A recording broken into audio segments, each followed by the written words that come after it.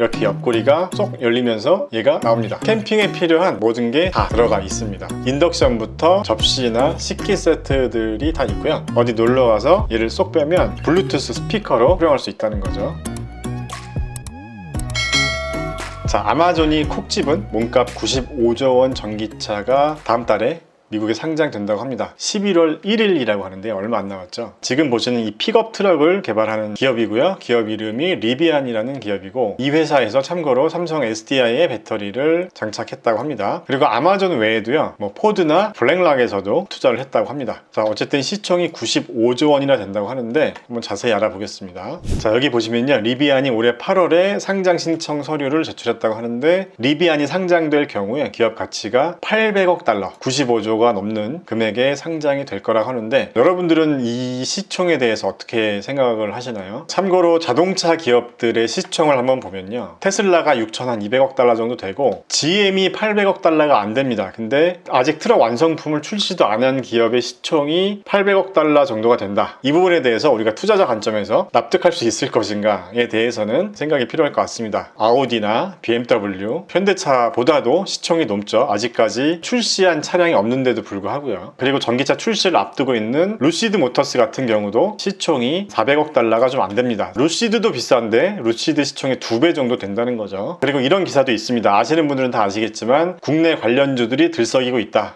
이런 기사도 있는데, 참고로 아마존이 7억 달러 정도를 투자했다고 하고요. 아마존을 포함해서 리비안이 유치한 총 투자 금액은 105억 달러 정도 된다고 합니다. 참고해주세요. 자, 그래서요, 이렇게 리비안 관련주에 대해서 기사가 났더라고요. 이 중에 일부 종목들은 주가가 들썩였다는 종목들도 있고요. 방금 전에도 말씀드렸지만 삼성 SDI가 배터리를 공급하기로 했고, 만도라는 기업이 레이더나 카메라 등을 공급한다고 하고요. 어떤 것들을 공급하냐에 따라서 좀 다르게 보여줄 수 있을 것 같은데요, 친환경 시트 공급한다고 주가가 들썩일 일은 좀 없을 것 같은데 말이죠. 아무튼 참고만 해주세요. 그래서 이 기사에서도 얘기하고 있지만, 상장에 대한 기대감만으로 이 관련주들을 무턱대고 투자하는 것보다는 정확하게 실적으로 얼만큼 연관이 될 수 있을지를 체크해보고 투자 여부를 결정하시는 게 좋지 않을까 생각합니다.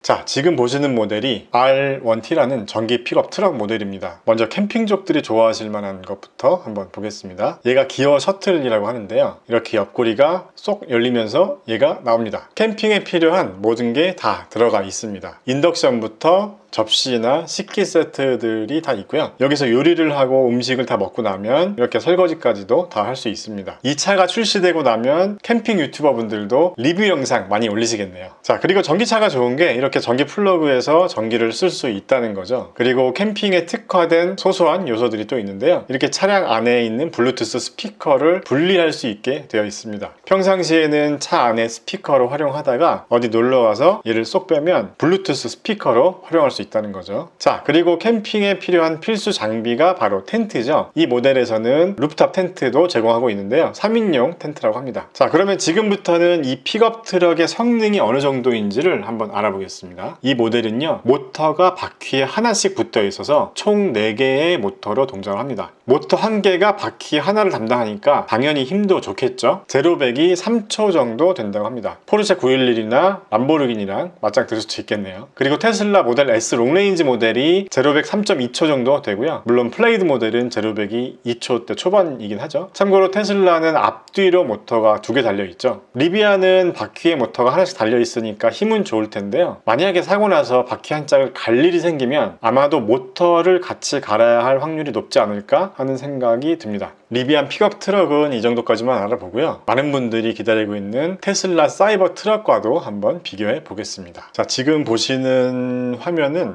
삼성증권에서 사이버 트럭과 리비안의 재원에 대한 비교를 해놓은 건데요, 이 표부터 좀 보겠습니다. 제로백 같은 경우는 모델에 따라서 사이버 트럭과 리비안이 차이가 있습니다. 가장 빠른 기준으로 보면 리비안이 3초 정도 되고요, 테슬라 사이버 트럭이 2.9초 정도 됩니다. 자, 그리고 최고 속도는 조금 잘못된 게 아닌가 싶은데, 시속 500마일이면 900km 정도 되는데 이거 잘못된 것 같고요. 주행 거리는 모델에 따라 조금씩 다르겠지만 비슷한 수준이거나 사이버 트럭이 조금 더 좋은 걸로 보여지고요. 최대 충전량은 사이버 트럭이 더 좋습니다. 그리고 리포트에서도 얘기했지만 적재량에 대한 얘기를 했죠. 사이버 트럭과는 비교도 되지 않을 정도로 좀 작은 편입니다. 그리고 이제 가장 중요한 부분이죠. 가격이 테슬라보다 한 2만 불 정도가 비싸다. 이 리포트에서도 이 부분이 좀 아쉽다라고 얘기하고 있는데 이 부분은 당연할 수밖에 없을 것 같아요. 어쨌든 테슬라는 많은 공장에서 어느 정도 대형 생산 체제를 갖추고 있는 상태고 리비안은 아직까지는 그런 상태가 아니기 때문에 가격적인 부분도 더 비쌀 수밖에 없고 물론 옵션에 따라서 더 차이가 있을 수 있겠지만 어쨌든 가격에 대한 진입 장벽은 테슬라 사이버 트럭보다는 좀 더 있어 보입니다. 자, 그래서 뭐 루시드도 그렇고 전기차들이 출시될 때마다 제2의 테슬라라는 이름을 자꾸 갖다 붙이는데 만약에 우리가 리비안에 투자를 하고 싶다라고 하면 이 5가지 정도는 최소한 체크를 좀 해봐야 되지 않을까 싶은데요. 첫 번째로 공장에서 어느 정도 물량으로 출하가 될 수 있을지 리비안 측에서 발표한 것과 실제로 양산을 해보면 또 변수가 생길 수 있잖아요. 그래서 그 부분을 좀 체크를 해봐야 될 것 같고요. 그 다음에 두 번째는 리비안도 당연히 적자 기업일 테고 손익분기점을 넘는 시기가 언제일지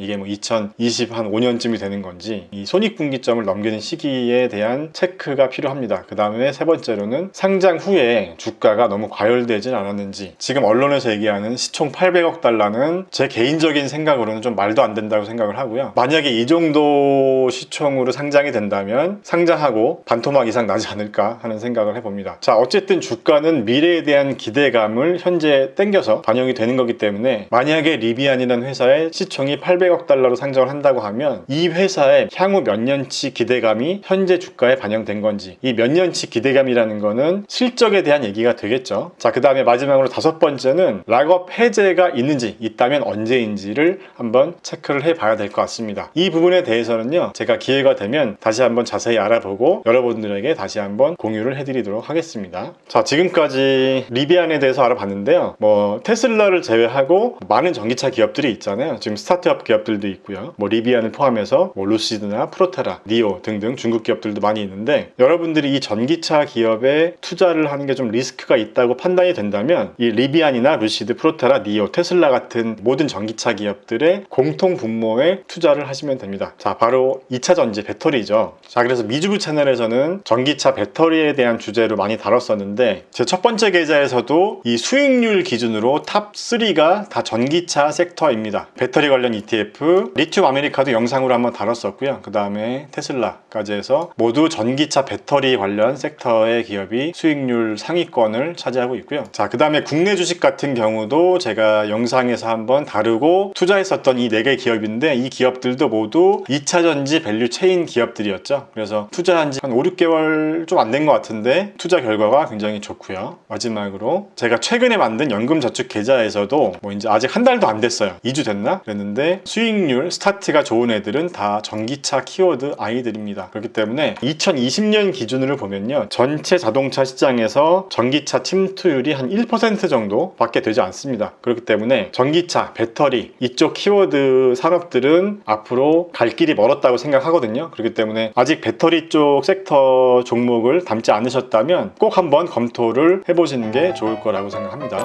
미주부 채널 게시판에서는 제가 이용하고 있는 유료 정보를 공유해드리거나 종목에 대한 제 생각을 친한 지인에게 얘기하듯이 좀 더 편하게 이야기하면서 소통하는 공간입니다. 이건 비싼 것 같아요 라거나 이 정도 가격이 적당한 것 같아요 와 같은 이야기를요 미주부 채널 가입 방법은 미주부 채널 홈에서 가입 버튼을 누르시면 됩니다. 점심 한 끼, 저녁 한 끼, 치맥 3가지 등급이 있는데요 후원 개념이기 때문에 등급별로 다른 건 없습니다.